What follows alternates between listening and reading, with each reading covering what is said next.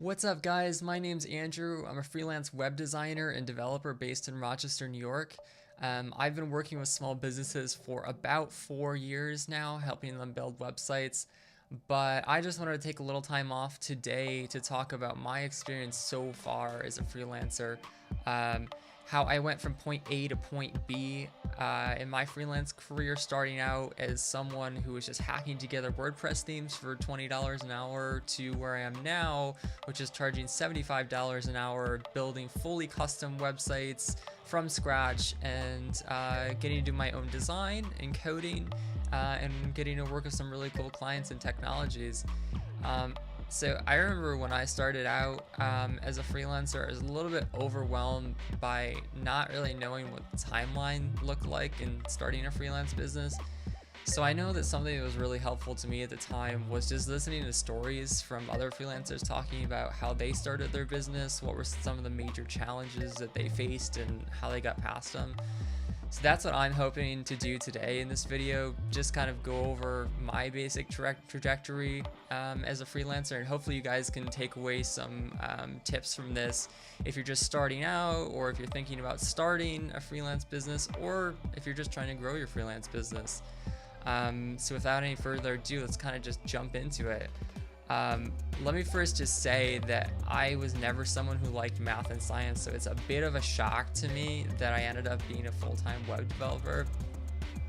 I actually started out in college at Ithaca College for a couple of years as a writing major, but I ended up dropping out because I just didn't feel like I had any clear career prospects. I didn't know what direction I wanted to head in. So I was lucky enough during that time that I took off to meet a local professor who was teaching RIT, and he was actually teaching an advertising course at that time. And he said, well, why don't you audit it and see if it's something you like?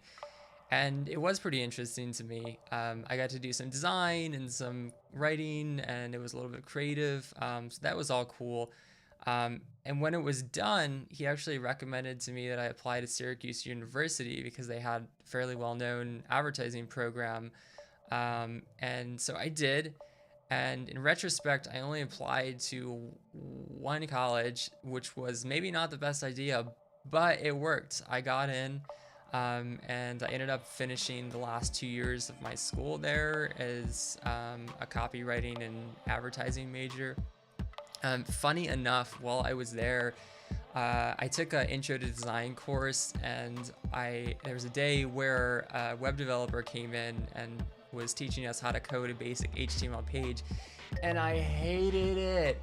Oh my god, it was the worst thing that I had ever done, or at least I thought at that time. I thought, how can anyone possibly do this for a living? This is so dry and boring.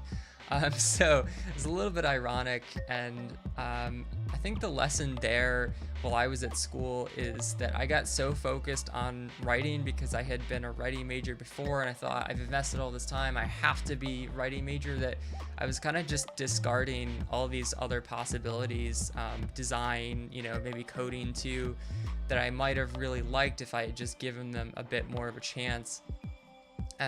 But after school, I ended up starting a free internship, or an unpaid internship, with one of my professors from Syracuse, and she actually had a marketing company back in Rochester where I was at the time. And so I decided to do that, and that turned out to be a really cool opportunity. And I ended up doing some website work out of that. My professor had some websites herself, and that she wanted to do, little changes to, like just switching some theme options and stuff that she didn't know how to do. So I figured out how to do that. And then while I was doing some of these website projects, I sort of accidentally started to teach myself how to code because there was just some things that I needed to change, in the design, and I didn't like how they looked, and it didn't seem to be an option in the theme to do it. So I just started browsing Stack Overflow and looking up how to rate CSS, basic stuff, and HTML. So that sort of led me to a little bit bigger project, which my professor had, which was a restaurant that she owned, that she needed a new website for. And this is probably the biggest website that I had done to date. It was definitely more complex than any of the other projects. So I quoted $400 for the project, and she thought that was so ridiculous that she literally forced me to charge her at least $1,000. So that was kind of my first major lesson in pricing as a freelancer. I think, especially when you're starting out, it can be kind of intimidating to charge money because you've just never done it before. But a good rule of thumb is that whatever you think you should charge, you should probably be charging at least 2 times as much. And as you go through your career, you're going to be amazed at how much money you can make by simply charging more. And so I would never have a scarcity mindset of like, I'm going to scare a client off by charging too much. I would just charge, what you think the project's worth or even more, and maybe give the client options, some different pricing levels. But if they don't take it, don't worry about that too much. And if they do, great. Like, you're gonna make a lot of money, and clearly what you were charging was reasonable because they went with it, so they value what you're doing. So that was kind of the lesson there. After that, it was that fall of 2014. I ended up driving down to New Jersey with my professor because she happened to know about an advertising agency there that was looking to hire a copywriter. And at this point, I wasn't really considering web design to be where I wanted to go. It was just kind of a side hustle thing. I was still more interested in being a copywriter, so this was really cool. And I was lucky enough while I was there that they just offered me a job, and I said yes, and I think basically moved in, a couple weeks later or a month later. So it was really quick, and I was super psyched because it was near New York City, and it was a creative agency, which is really cool. They're working with some global brands, so I thought I was going to get some great experience. But I think about 2 months after I had started there, I started to feel really tired and just not happy in general. And I think part of it was that I was also doing some freelancing on the side, still doing websites, and I was really enjoying it. Like, it was really rewarding because my mistakes were mine and my failures were also mine, and that was kind of a good thing for me, because when you do well, obviously it gives you great feedback. You can increase your rates if your clients are happy. You can get more work, and then if you do something wrong, that feedback comes straight back to you, and it's a lot easier to fix your mistakes and kind of grow from there. Whereas when you're in an agency, you're sort of insulated from that stuff. If you did something wrong, maybe your creative director's just gonna fix it for you. And I think also, the lesson for me was just know yourself a little bit better before you take a job opportunity. Like this agency, like a lot of agencies, was an open office space, and I'm kind of an introvert, so it was pretty miserable to me. Just like on a free space, or alone time level, because you're really never alone at an agency, and everyone's always talking to you and stuff like that. It's kind of distracting, so it just never worked out for me. And there was one day in particular where I got up in the morning and I sat down on my couch, and I literally couldn't get up. I didn't want to go into work, and I literally didn't think I could make myself go into work one more day. I think I sat there for about 2 or 3 hours, just not moving, just thinking. And eventually I decided that I was going to quit. I was like, I can't do this anymore. So I went in to work, and, I gave my notice, and I said, this isn't the right fit for me. I need to, I'm actually going to start my own business. I'm interested in web design and etc.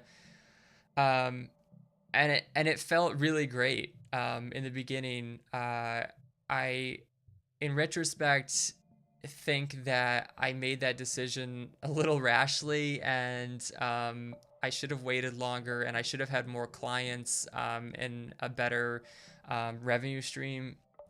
because I ended up moving back to Rochester because I just didn't have enough money to support my swanky New Jersey apartment. Not that it was that swanky, but I think when you're starting out as a freelancer, you expect that every time you make money, it just goes into like a vault, like Smog's mound of golden coins, and it never goes away. But you realize when you don't have a steady income anymore that your expenses are constantly eating into your bank account, and it's really hard, to support yourself when you're still starting out.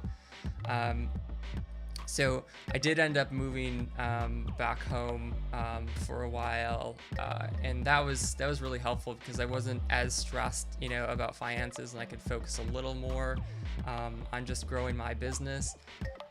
So after I did that, I started every day. I found this website called Treehouse, which I would highly recommend.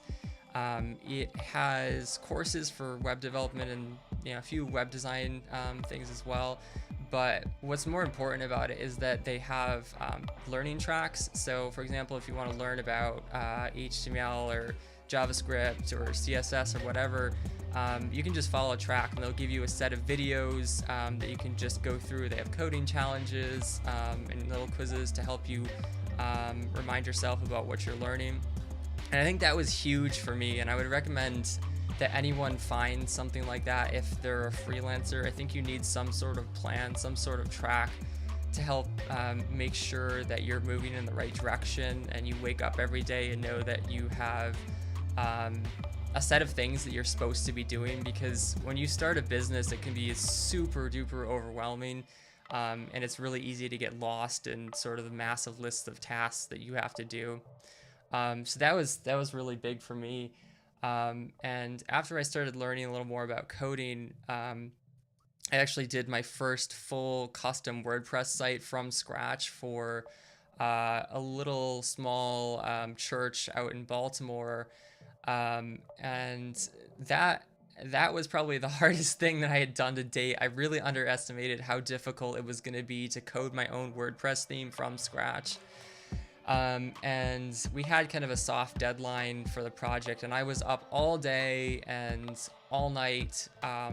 The night before working on this, I was still up at 8 o'clock in the morning, and I just barely got the website together. I was working on the front end, but it was just a mess, in the back end.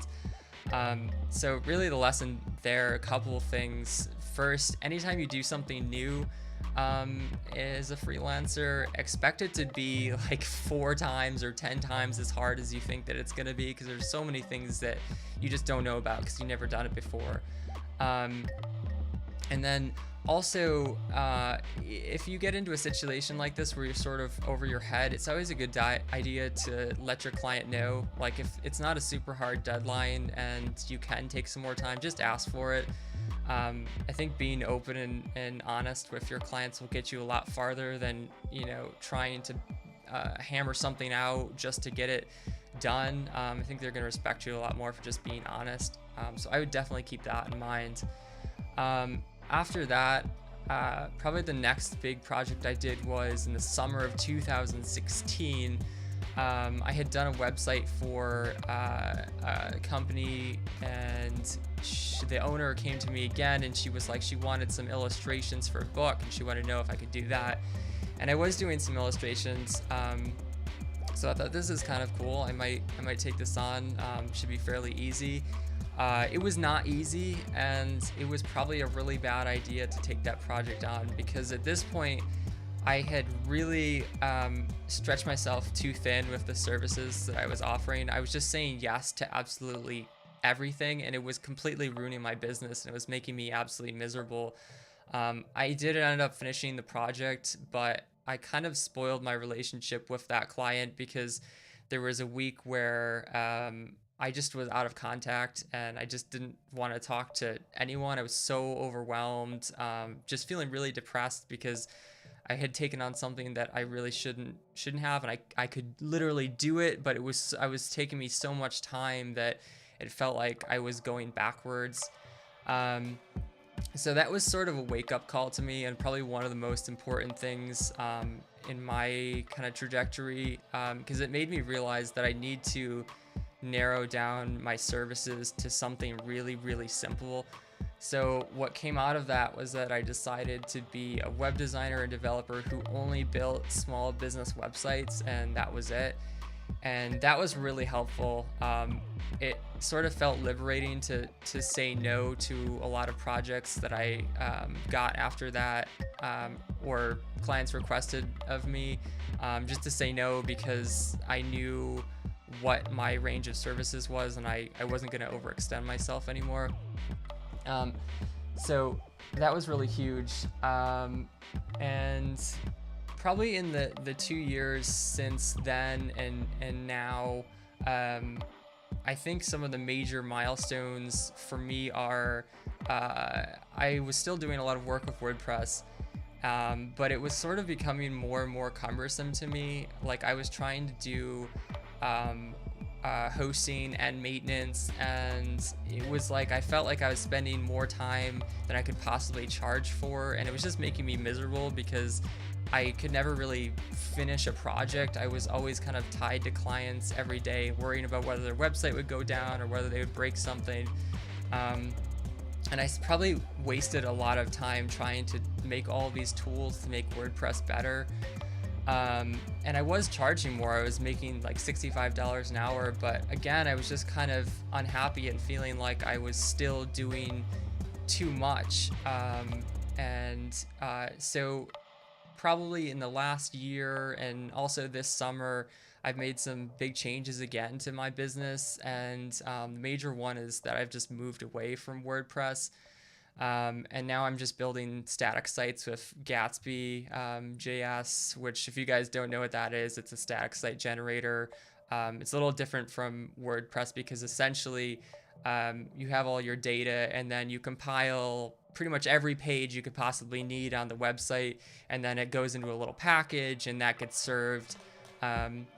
So it's a lot more stable than like a dynamic site like WordPress, where if your client changes something and it breaks the site, the whole site goes down. So that's been huge for me. And I think the lesson there is to not get too attached to one technology or one way of doing things, because you can get trapped into something that's just really not good for your business. So always be looking for things to do differently, and that doesn't mean changing constantly, because that's also exhausting and kind of a waste of time sometimes. But just be open-minded in general to different ways of doing things and different technologies, and then if you see something that could substantially benefit you, always feel free to take some time to work on that.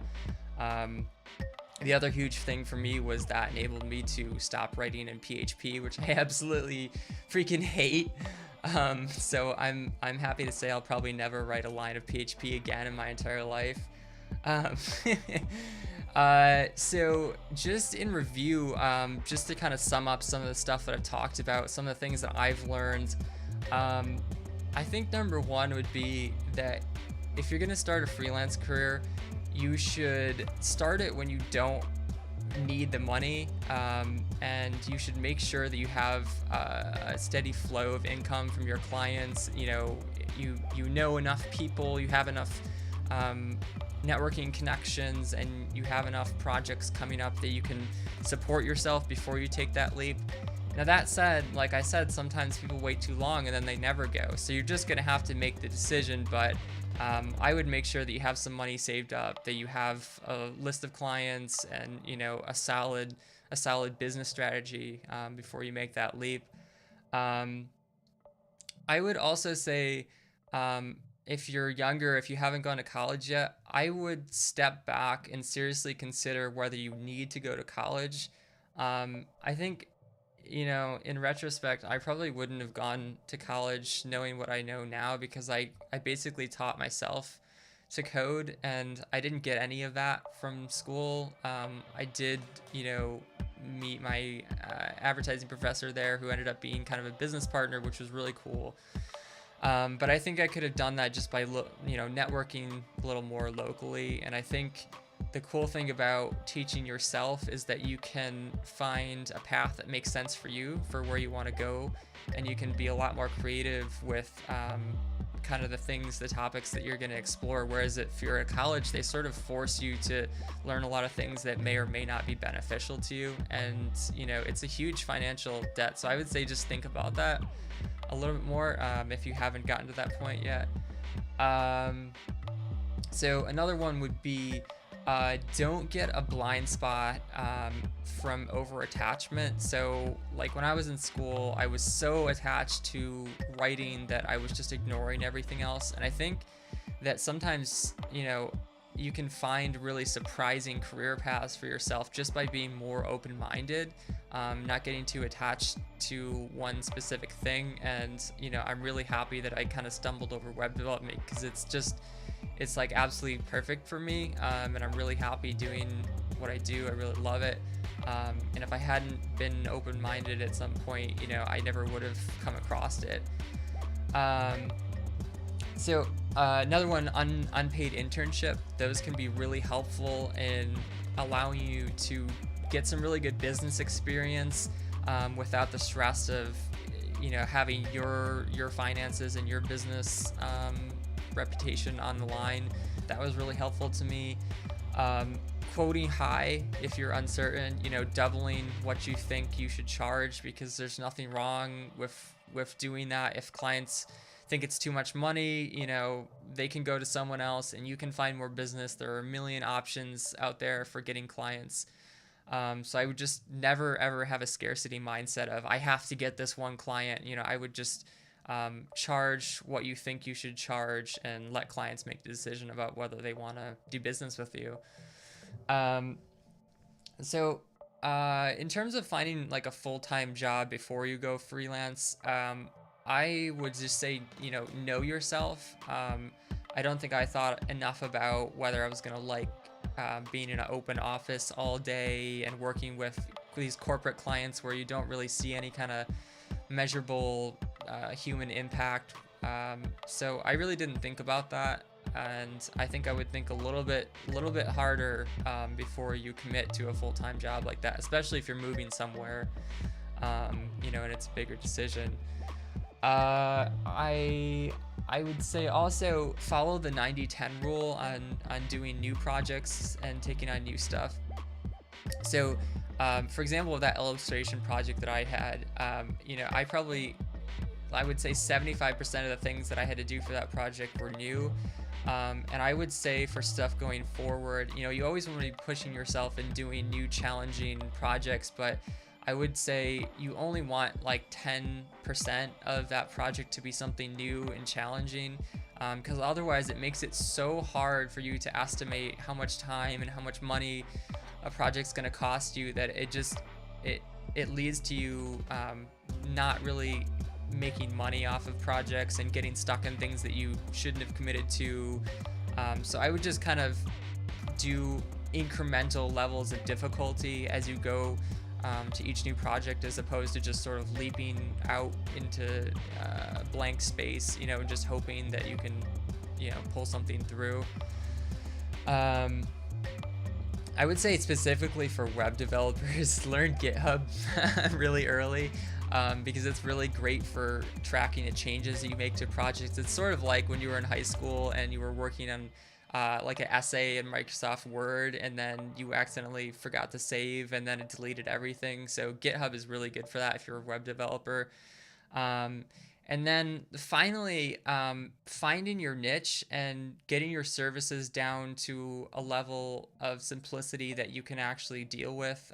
Because if you do too many things, if you're a jack of all trades, you're just going to make yourself miserable. And you're not going to be able to compete with the other people in your space because they're spending all of their time on one thing and you're spending your time on 50 things.